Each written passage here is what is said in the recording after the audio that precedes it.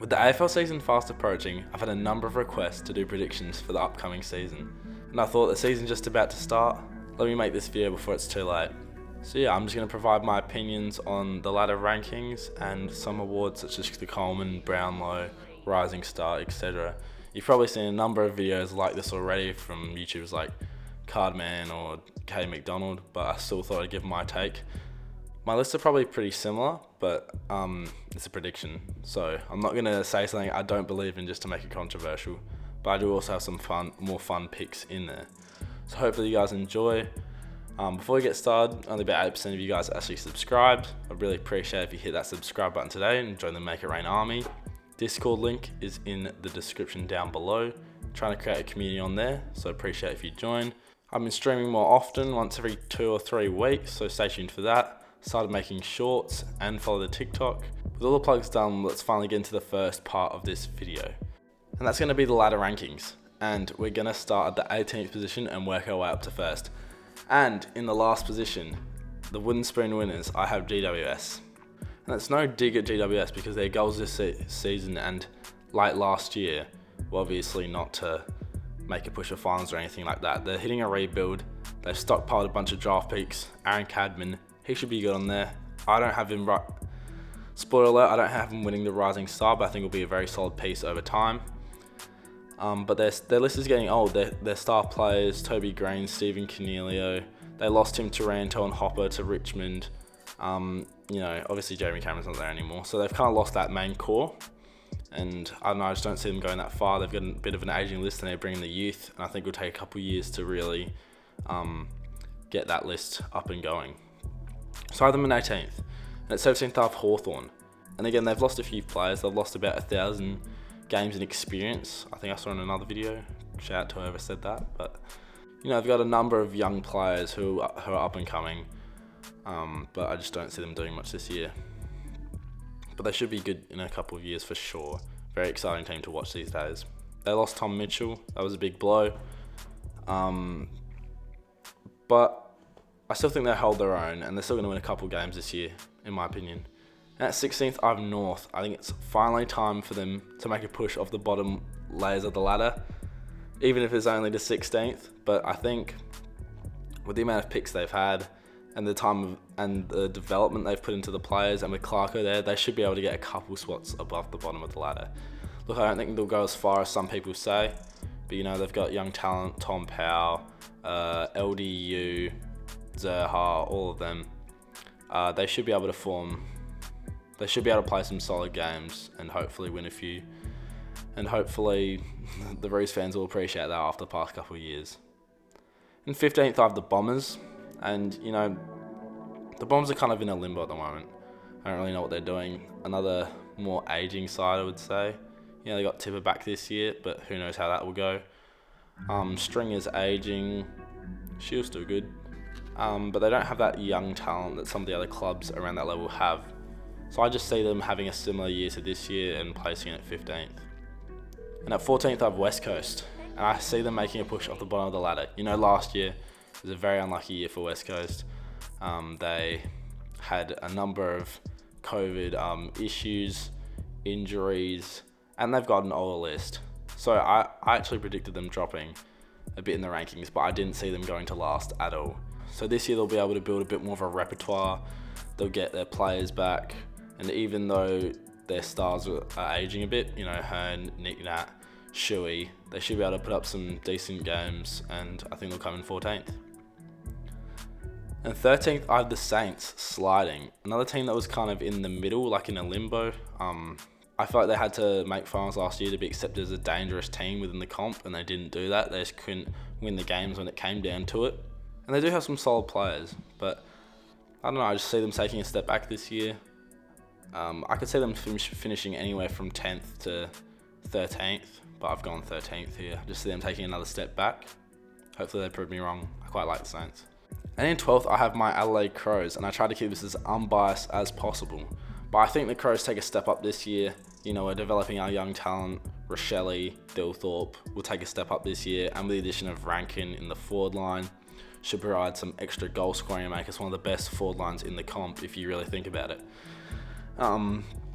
Dawson, new captain, we'll see how that goes, but he should be able to hold down the fort. And some people have the Crows pushing higher than that, up to even ninth I've seen, I think. But I don't see them making that big of a jump. And you don't want to be too optimistic as a fan. You'd rather think the worst and be pleasantly surprised. So I have the Crows coming in at 12th. And Gold Coast, I would love to put them in the finals, but I have them 11th. I have them having a similar season to the last. And that's not going against their list. You know, they've got Matt Rao, Ben King. They've lost Isaac Rankin, but Tuke Miller's playing at a Brownlow-like standard. So I can see them making finals, slipping into that 8th position maybe, but I just can't put it as my prediction, to be honest. I just don't think it is going to happen. Just with the number of teams with stacked lists out there. And once I go into the top 8, you'll see why. It's hard to put Gold Coast above those teams. But I do think they'll get better though, in terms of play. You know, they won't get blown out of games. They'll put together very solid performances. And I think maybe next season, after this one, will be their time to finally pounce and make that finals appearance. And at 10th, I have the Doggies. And I didn't want to put them this low. I know that they've revamped their list a little bit. They filled those key positions and they've got some young stars, such as Darcy. But yeah, I don't know. I just see them having another similar season this year. I can see them either finishing 8th to 10th. I've put them in 10th though, because I just don't see them making that step up and beating those teams that are above them. The teams that are above them, most of them made finals last year. They were very solid in all aspects. But I wouldn't be surprised if I saw the Doggies slip in to the top 8. I've seen a few lists where they're predicted at 6th, around there, but I think that's a bit too high. I know there'll be some Doggies fan probably saying, why are you hating? But, you know, it's my predictions. I'm only going to say what I think, but hopefully they prove me wrong. And then I have Port coming in at 9th. And you might be saying, oh, you're a Crows fan, that's the only reason you're not putting them in finals. You know, they only went bad last year because they had an 0-5 start. And yes, they did have an 0-5 start, and no, I don't think that will happen this year. But they should be but I just don't think they're better than the top 8. I just don't. And I feel like they're regressing a little bit. You know, Ollie Wines isn't having the Brownlow type season that he had a couple of years ago. Players like Travis Boak and Charlie Dixon, I feel like have hit their primes already. They're past it. Zach Butters and Connor Rosie should be good, but I just don't see them making the finals. It was a very tough decision. They could make it. You know, if that 0-5 start turned into a 3-2 start, they could definitely make it for sure. But, you know, I just don't see it happening when compared to the other teams I've got above them. And speaking of finals teams, in at 8th, I have the Freo Dockers. And I can see them finishing anywhere from 4th to 8th, really, but I've put them in at 8th. Andy Brayshaw, outstanding, should have another Brownlow type year. Alex Pearce, new captain. Don't know how I feel about that one, but they should be alright. They've got the list, they've got the coaching staff. You know, it was kind of just a jumble up to mix it up from this year. I didn't want to put the exact same ranking, so I just had them taking a slight step back, but I think they definitely could make it out of the first round of finals if this ladder stays true. In 7th, I have the Sydney Swans. I do have them taking a step back after making the grand final last year. You know, we've seen that in most clubs that made the grand final. They usually take a step back, but I don't think the Swans will drop out of the top 8. You know, they have Chad Warner, Errol Golden, looming as talents, showing their potential in early games. Yes, they did get blown out in the grand final, but I think they overachieved last year. But I think they are more than capable of making finals. But I have them in here at 7th.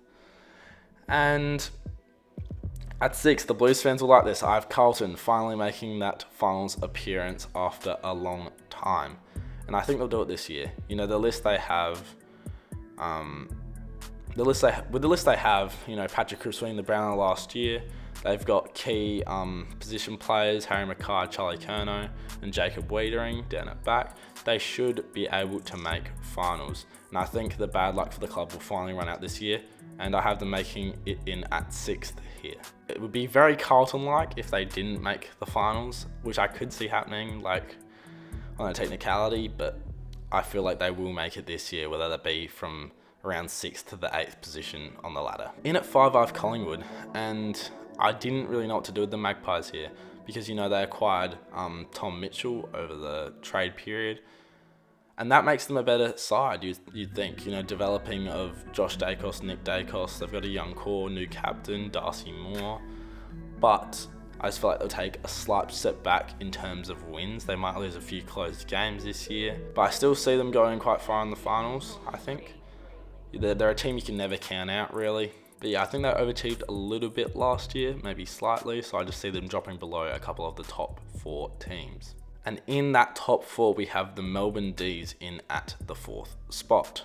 Even with the addition of Grundy, it's hard to get better than second on the ladder, which they achieved last year. It's hard to get better than what they have achieved the past couple of years, but I see them maybe slightly teetering off a bit. Petrarca, Oliver, very good players, obviously.